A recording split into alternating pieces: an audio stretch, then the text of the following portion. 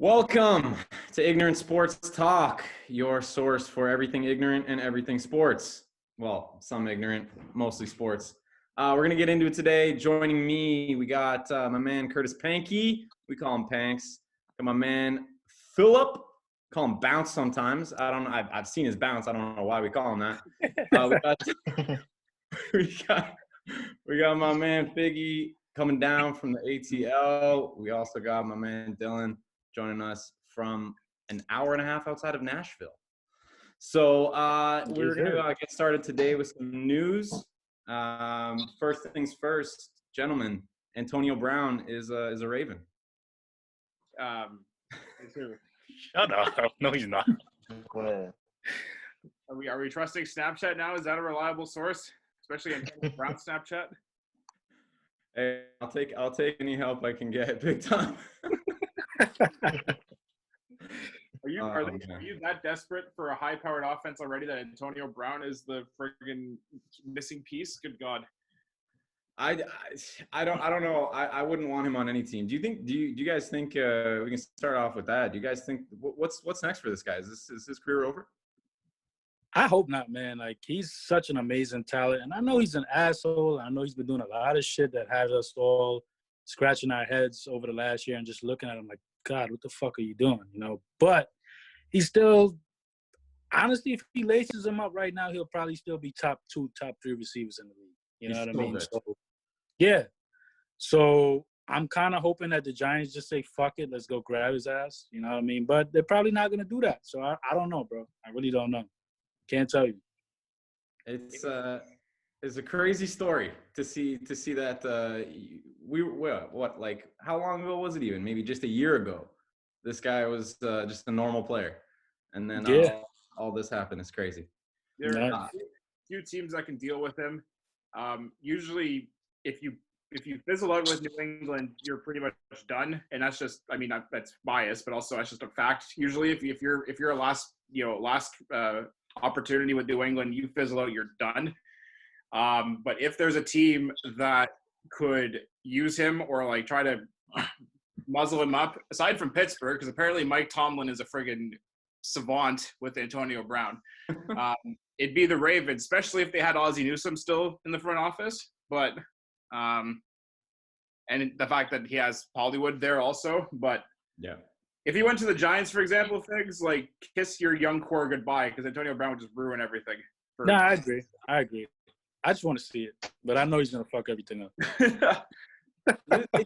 It's an interesting case, though, because he didn't, like, I agree with you. If you fizzle in New England, you're done. But he didn't fizzle. He played one game. He looked unbelievable. And then this guy went on some crazy, weird, yelling at people, like sicking dogs on people. I don't know, like just being naked in people's houses.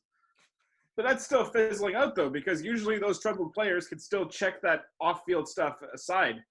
Like, even if they don't perform well, like Chad Johnson did when he was there, or sorry, Ocho Cinco, like, he played terrible, or he was mediocre, but like he checked everything to the side. Randy Moss, even Albert Hainsworth, even though he was terrible also, but like you didn't really hear much other than he was bad. But Antonio Brown couldn't be like, I'm not gonna be crazy for one season and get my stock back up. No, I'm gonna throw phallic candies at cops and stuff like that.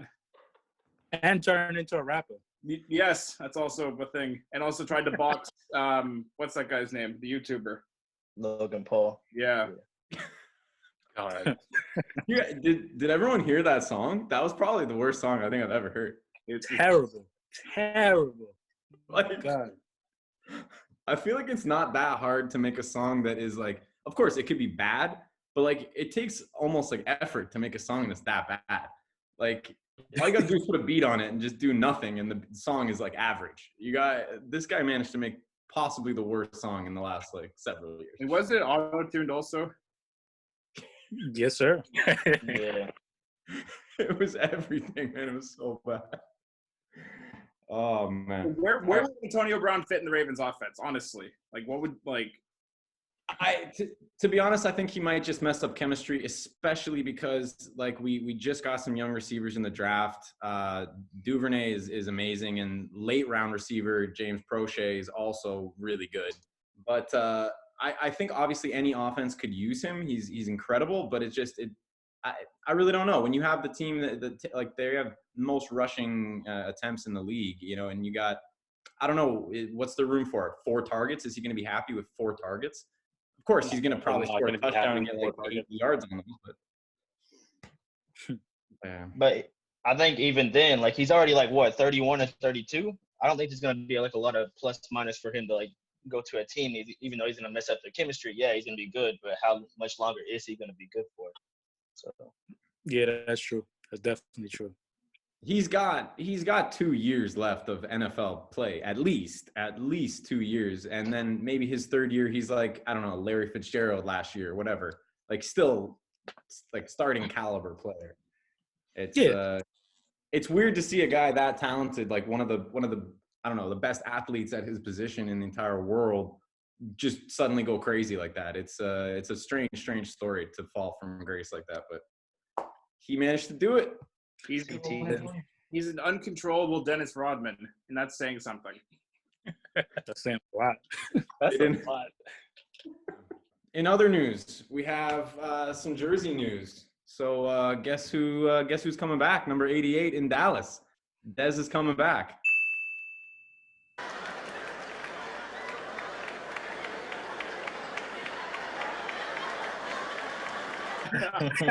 Oh wait.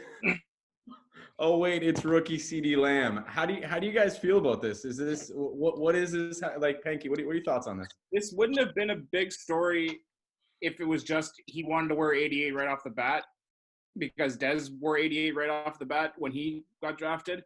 It's the fact that he wanted to wear number 10, I believe, and then Jerry Jones was like, "No, you're wearing 88." And it's like, what? Like what? Especially like it doesn't make any sense. I get it. 88's the golden receiver number, but when Dez was there, when Dez wore 88, he was like the number 1 option in Dallas. CeeDee Lamb is not going to be the number 1 option in Dallas. He might not even be the number 2 option in Dallas. We don't know. But just let him wear 10, or let him switch to 88 later. Like, I don't know why this was a bigger deal than it needed to be, but Jerry Jones has to be Jerry Jones. Like, I'm doing it my way or the highway, and you're wearing 88. And now there's going to be more pressure on this kid because he's wearing number 88. Mm-hmm. And it's just completely unnecessary. This is like, I don't know, like we shouldn't talk about this, but the Cowboys just want more attention to themselves. Oh yeah. We're insulting the Cowboys without our Cowboy fan with us here to defend himself. Jigs is missing action today, but I'm sure he'd have some thoughts on this. That's it's an interesting move by Jerry for sure. This guy seems like he just gives no fucks at this point. It's just he loved that he took CeeDee Lamb away from Philly. Yeah. He loves that Dez is hating this. He just sitting on his white couch, just like coming on his own shoe. This guy is just he's a mess lately, man. He's a mess. Also, from a pure aesthetic point, because Gallup's 13 and Cooper's 19. It would be nice to have all 3 of their receivers in the 10s. It just looks better. But no, he's got to be number 88, just sticking out like a sore thumb. That's not the biggest issue, but it's just the fact that you're just putting unwanted pressure on this poor kid. Yeah, definitely. And he already has the pressure of his girl looking through his phone. Yo, that was he has enough. He has enough on his plate as it is. Oh man. So we're gonna actually get into the jerseys here. We had some jersey reveals. We had some some good ones, some fire throwback ones. And so we're gonna go ahead and show you those, and then give us a shout, see what you think about them. We're gonna just talk about our favorites after.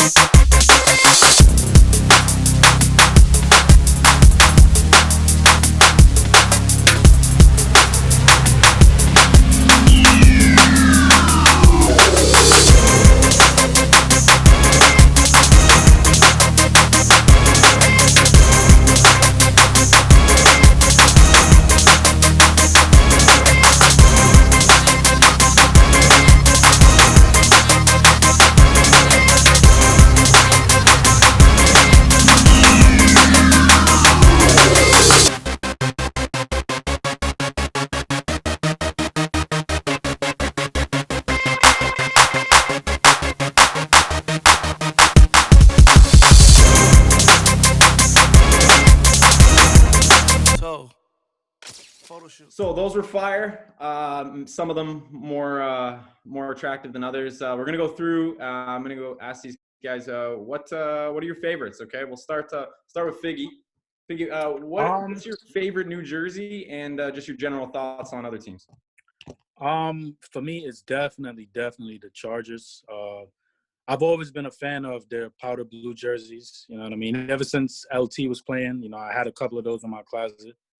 But I think they definitely nailed it this time. Like, definitely nailed it. If I had to choose the second, probably be the Cleveland Browns. I mean, Really? I find it hard to improve that trash, but I think they improved it. You know what I mean? Yeah. I don't think it's going to make a difference for them in the win column, but at least they're going to look good losing, I just was pointed out on Twitter, I didn't realize this, but those Browns jerseys are basically the same as they had in 2015. Yeah. Really? Like, I mean, there's not many different variants you could have on that jersey, but they basically went back to the 2015 ones. That's like whenever Patrick Hillis was there and that big running back. Oh my God. Oh Peyton my Hillis, God. bad. Patrick Hillis. Is it Patrick Hillis? I don't remember his name. Peyton. Peyton Hillis. Okay. Peyton Hillis. Okay. Number 40. Cover of Madden. Yeah. Yeah. Out of nowhere, this guy just had one really good year. Oh man, Dylan, what's your favorite New Jersey, man? I mean, obviously, like Figs, I like the Chargers one. They're the most clean, to be honest. But I think the Buccaneers, they have pretty good uniforms. I mean, it's kind of for me, I think they're pretty much the same. But I think the Buccaneers always have like one of my favorite uniforms. Mm-hmm. Cool. Phil, what do you think, man? I'm gonna have to go with the modern day Mean Machine Atlanta Falcons jersey. Interesting. Really? I'm just playing. I think that's where Atlanta got their inspiration from. Mean Machine. Mean Machine, Paul Crew, longest man. yard. But the Chargers did bits on their revamp of the whole jersey. They listened to what the fans wanted, I think, really with the Chargers. Yeah, they have 6 new colorways for their jerseys. That's a lot. That's a lot. Mm-hmm. That's a lot of merch money. Those navies can go. Those don't need to be there anymore. To fill up their what's their stadium called? I don't even know. It's changed names 6 times. I don't know, whatever that new one is going to be. I think it's Mercedes-Benz, right? Is it? Oh, they got a Mercedes. Okay. Oh, jeez. I don't know. It was. I remember it was Stub for a while, and then it was. Well, that was one. That's the soccer stadium that they played in. I think. The Mercedes-Benz? I think so, yeah. SoFi Stadium, I think, Okay. with the Rams. Oh, they're sharing it with. Okay, all right. So yeah, that's the big one they're building. they're trying to get equal share of the merch stores because it's going to be 90% Rams.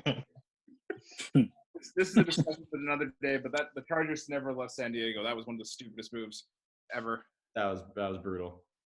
Yeah, it's terrible. Yeah. All right, Panky, what's your favorite New Jersey? I mean,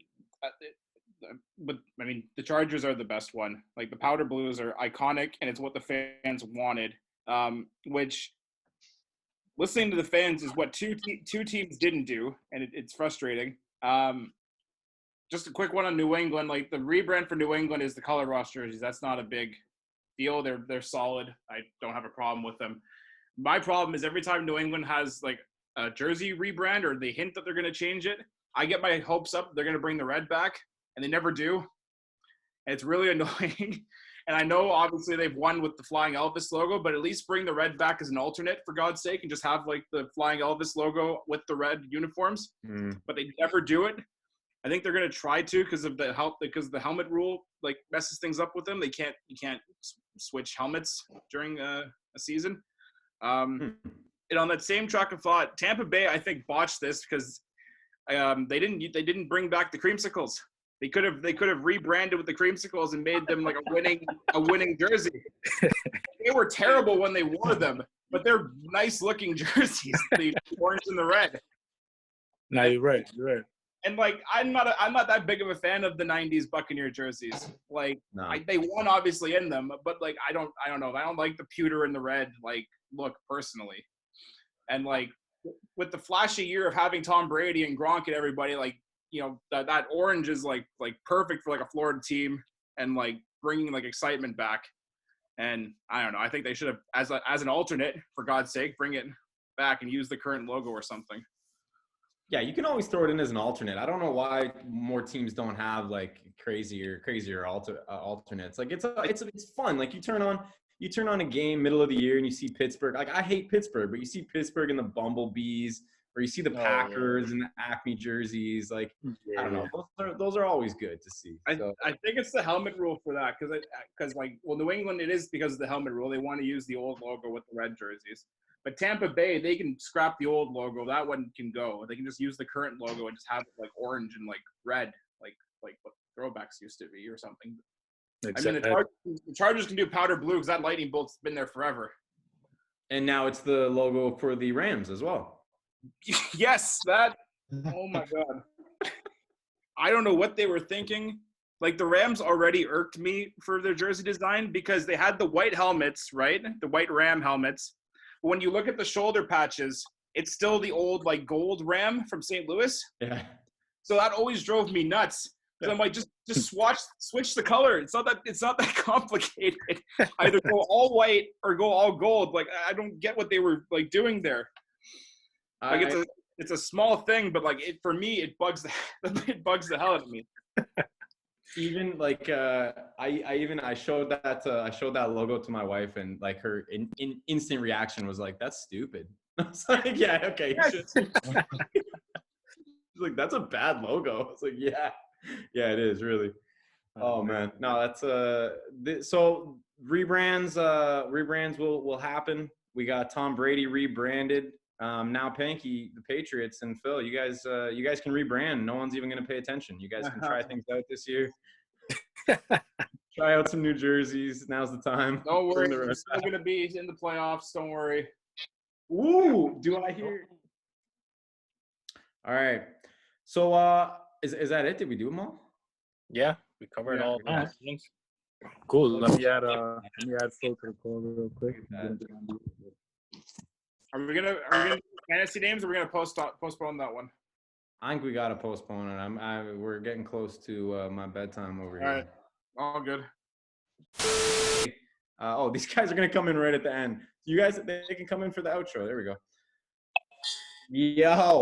Yo, what it do, big baby? Yo, say bye to everyone. Tell everyone to like and subscribe. Deuces to the folks. Sorry that I just ran up in this mug, but I had to run a little mission. But you already know how it is. Like, subscribe to the fam. And yeah, let's chill. Let us know what you think, what we can do, what you like, what you don't like. Why Jermaine's the worst for not showing up. Let us know. Let us know. For all of us here, thank you. This has been Ignorant Sports Talk. We'll see you next time. Peace.